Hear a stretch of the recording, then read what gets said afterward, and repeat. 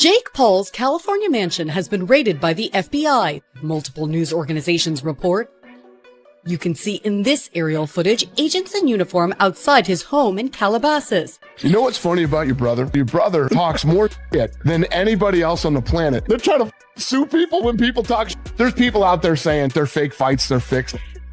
You know, for me, in my opinion, I think it's scripted a little bit because, you know, of the weight difference, and, you know, Joshua's a former, you know, champion. And also, you know, he's current, he's active. That was not a boxing match. Jake Paul had a very healthy fear for his life while he was in there. He was running away. He was trying to get distance. Then he was trying to step in to win this contest. And then he's trying to get out of the way so that he doesn't. Here we are again talking about Jake Paul. And once more, controversy is right at his doorstep.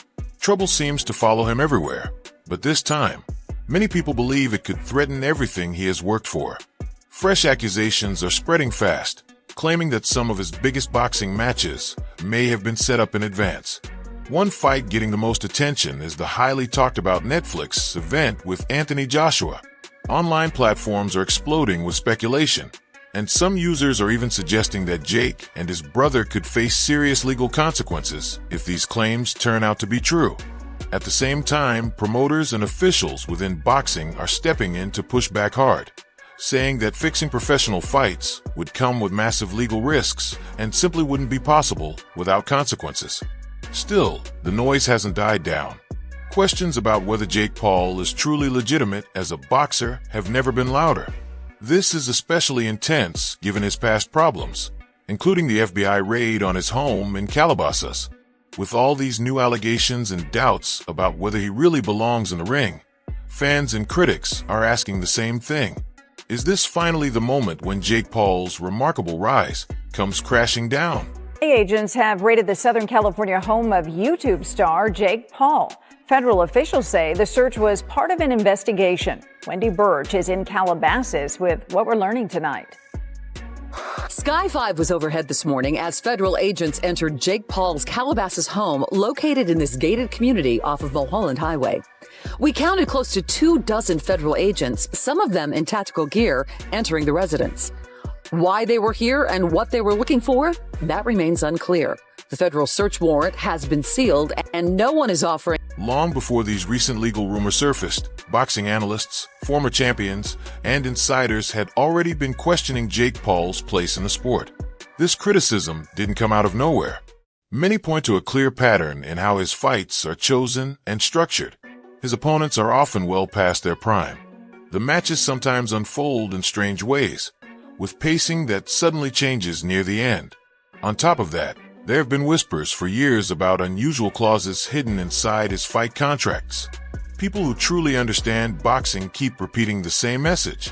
Jake Paul undeniably brings attention, ticket sales, and huge paydays.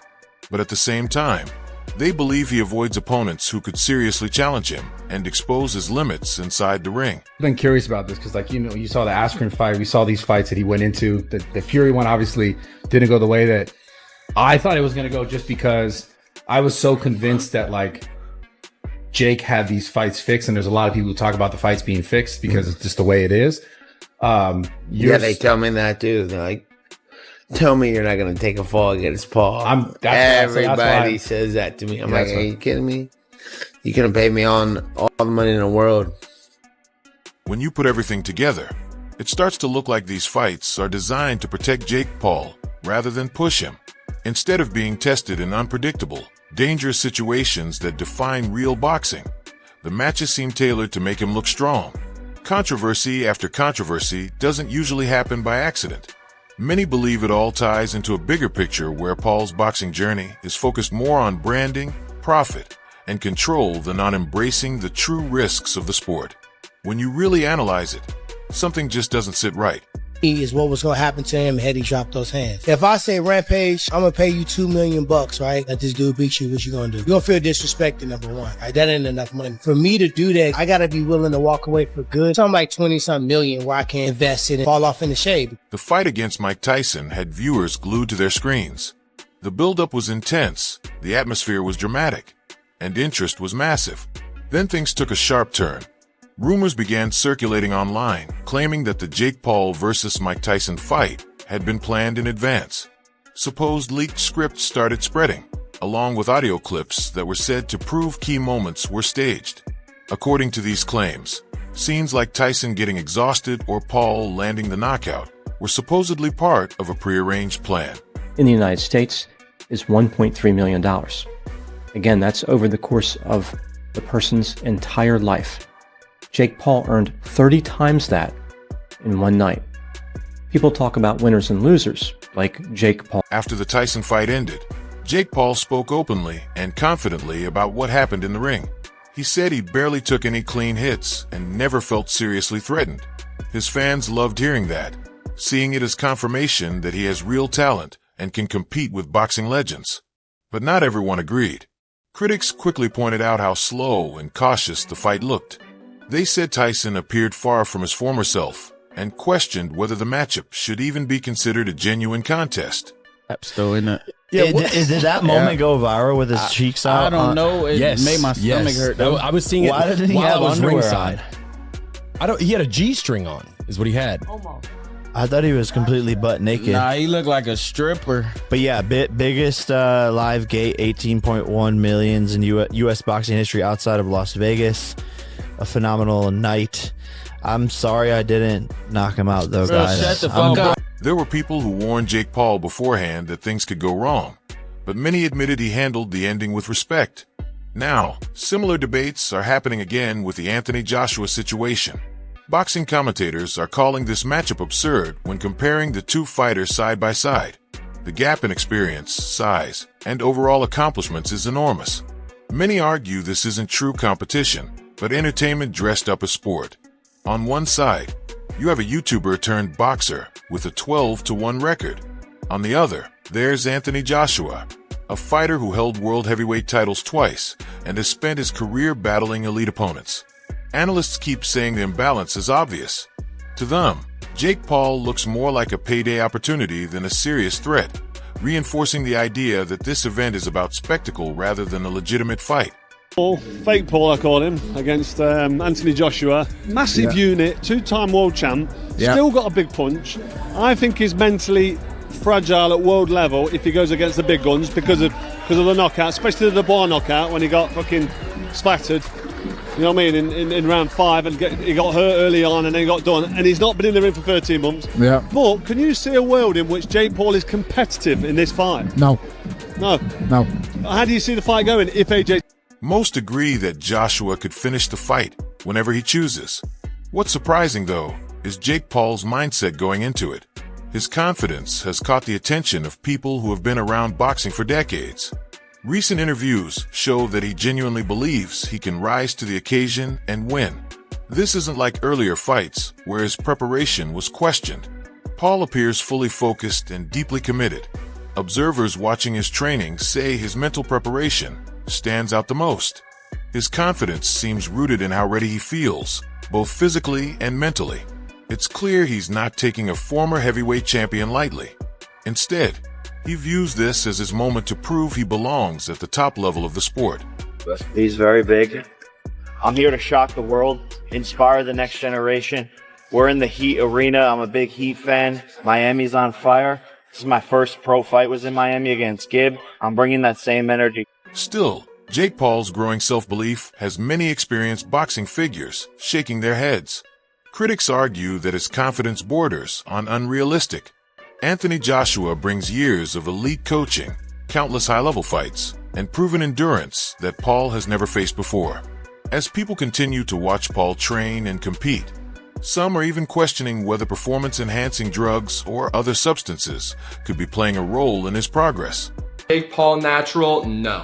I can say that with pretty certain confidence in that statement, mainly because, as you heard me mention, I know a lot of the people he trains with and I have heard things. Now let's give Jake the benefit of the doubt, right? He's able to restrain from the peer pressure that everyone's putting on him to hop on these certain compounds. Then that would be cool to train natural, do what he needs to do. But the thing is, his body composition has changed so much, his explosiveness, his power, and yes, that comes with training and time. I find it very, very suspicious that for some reason, Whenever a drug test gets brought up, for instance, when Fury wanted that in the contract, Jake Paul turns them down. So you should think to yourself, it's probably because he's not natural. Now I want to make it clear, I don't care whether Jake Paul is natural or not. There's so many people that aren't natural that are in combat sports.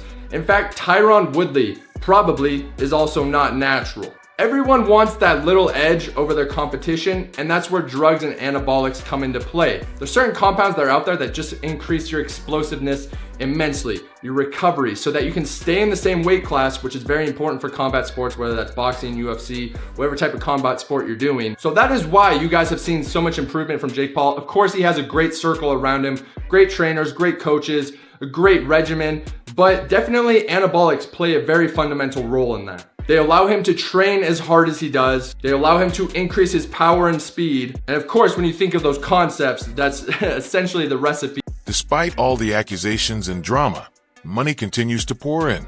Large bets are being placed on the Paul versus Joshua fight, creating another layer of controversy. Fans, casual gamblers, and even well-known celebrities are wagering on the outcome.